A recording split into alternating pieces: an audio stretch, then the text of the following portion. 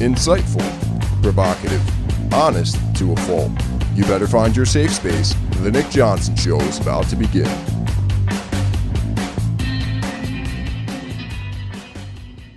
Well, welcome to the Nick Johnson Show. I am your host, Nick Johnson. You can find me at Facebook, Twitter, Instagram at Nick Johnson CT, SoundCloud.com, The Nick Johnson Podcast for the audio experience, and YouTube, The Nick Johnson Show for the video experience. And thank you to bensound.com for the intro. Very much appreciated. So I'm going to get a little candid with you here today.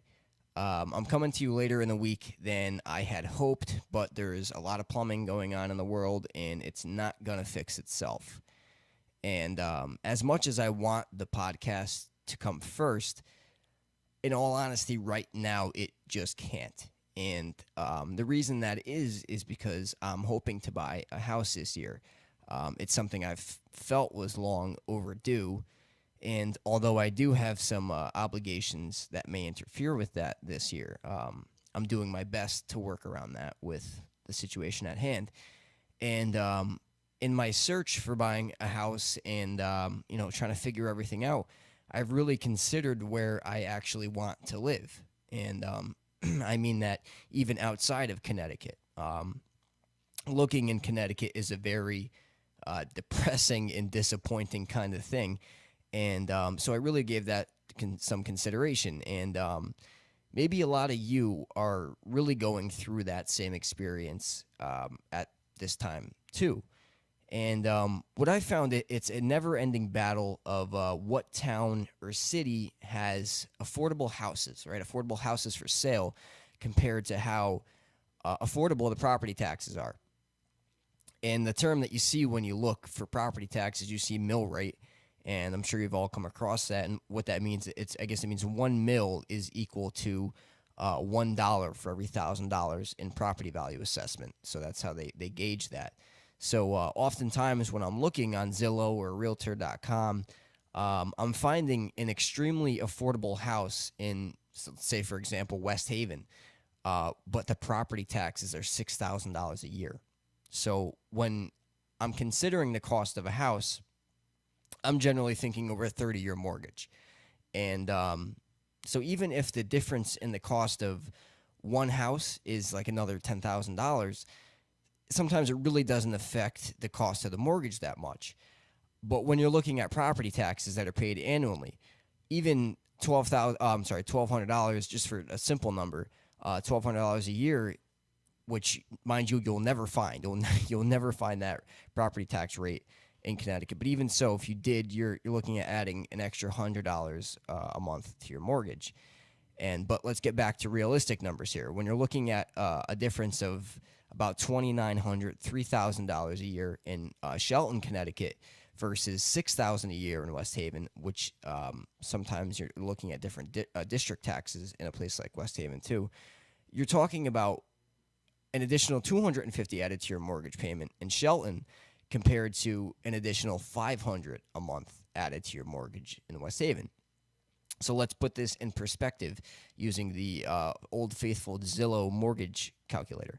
So if you were to purchase a house in Shelton for $150,000 and with 20% down, so that's $30,000 down, with property taxes at $3,000 annually, you're looking roughly $900 a month for your mortgage, which really isn't too bad, but remember, that's under the assumption that you have $30K for a down payment plus closing costs, and plus you should keep some money in reserve in case of an emergency, so you don't want to wipe yourself out completely. At least that's my opinion on it.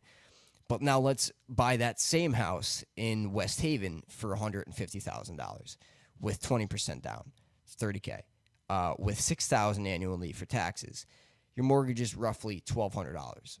So you're really seeing that difference. So all of a sudden, that house that you're paying $150K for in West Haven is just as affordable if you actually bought a $220,000 house in Shelton in terms of a 30-year mortgage with 20% down.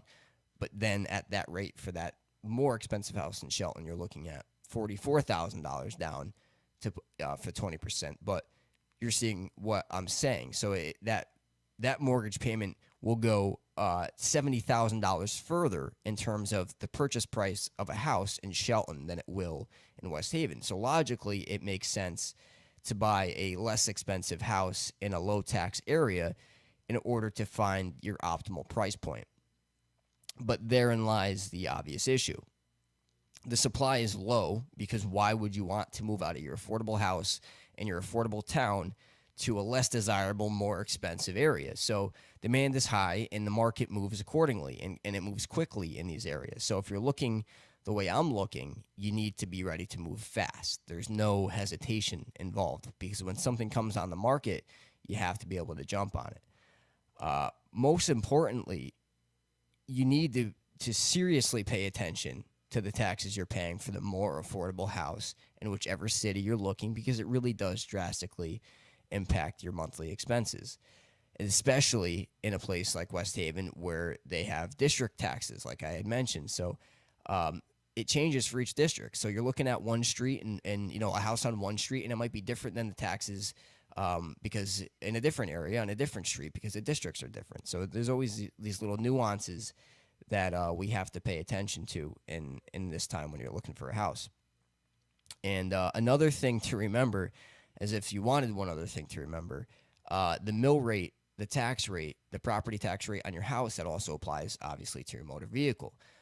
So remember that as well. So you're not just it's not just going to change on what you're paying for property. It's going to, as far as your house goes, it changes for your motor vehicle as well. So you might be paying more, or you will be paying more in a higher tax area than you were if you were living in a less expensive area.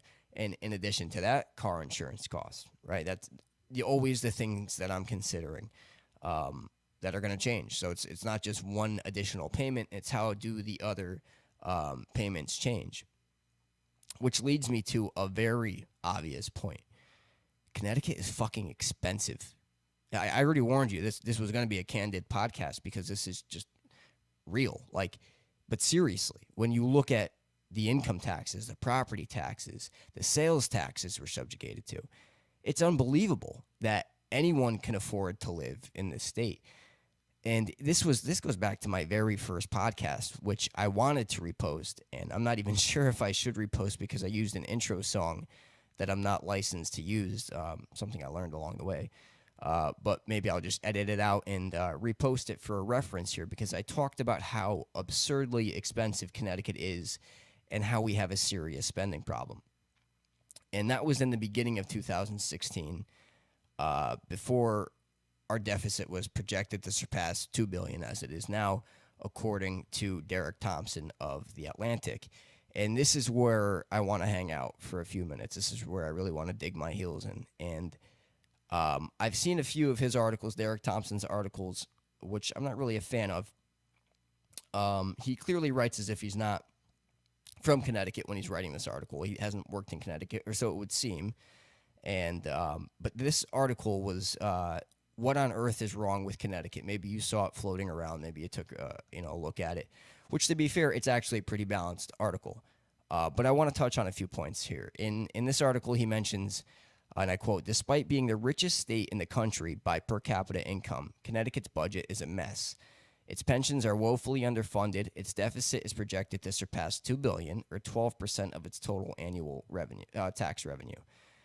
Hartford is approaching bankruptcy. Conservatives look at Connecticut and see a liberal dystopia where high taxes have ruined the economy.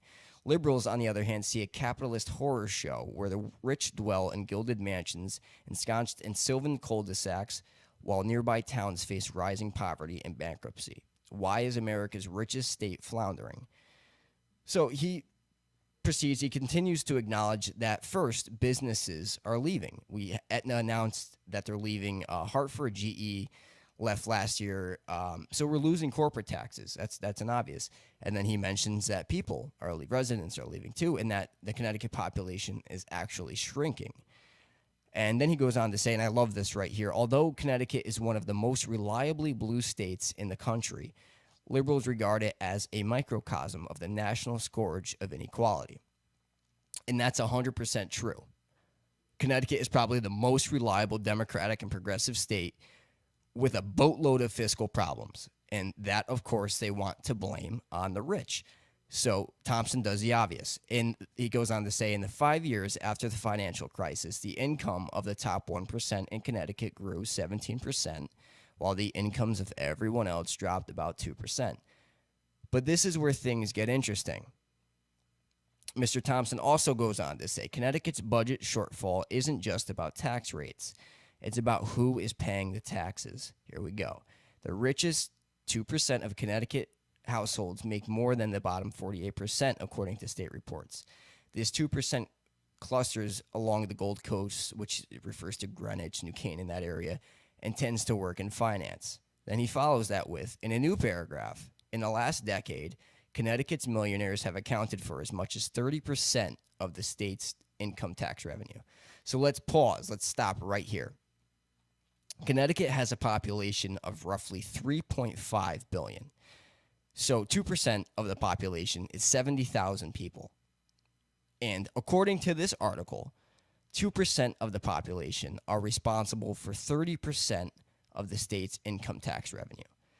And according to the CT Mirror in May of 2017, Connecticut income taxes are about $9 billion, which is $500 million lower than they projected. But okay, $9 billion.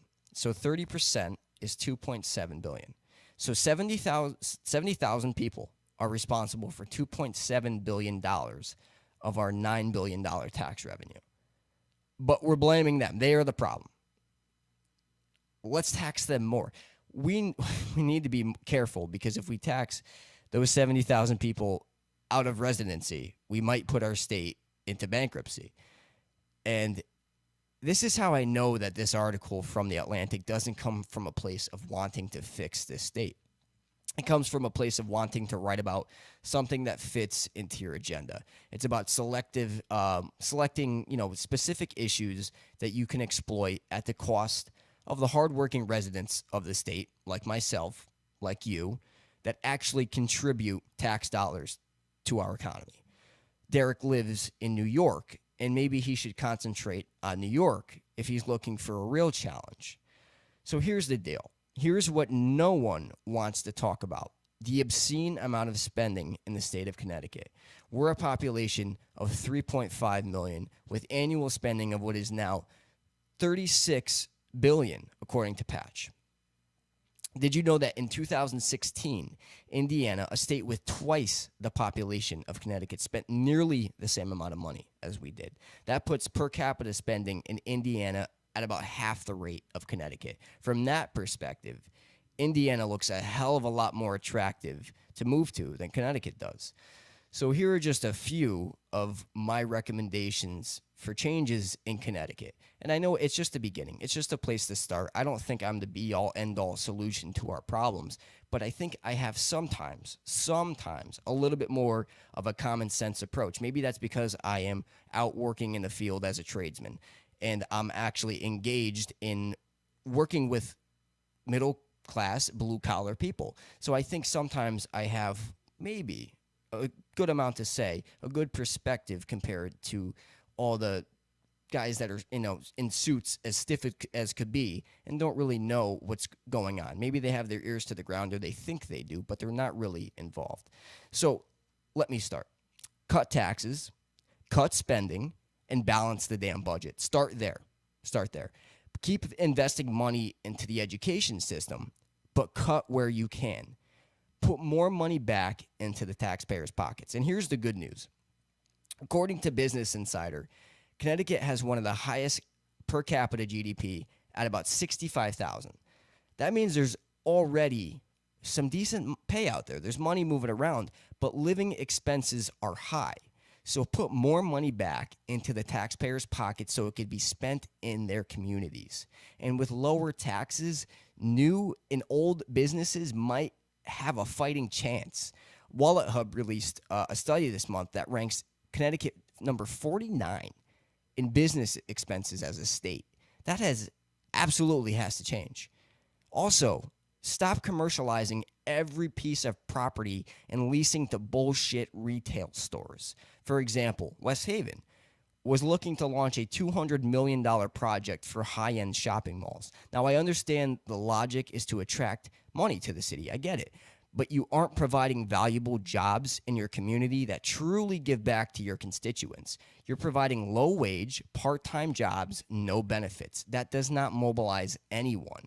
How about, try this, cut property taxes across the board and let home ownership rates increase. Cut income taxes so taxpayers have the money to invest in their homes.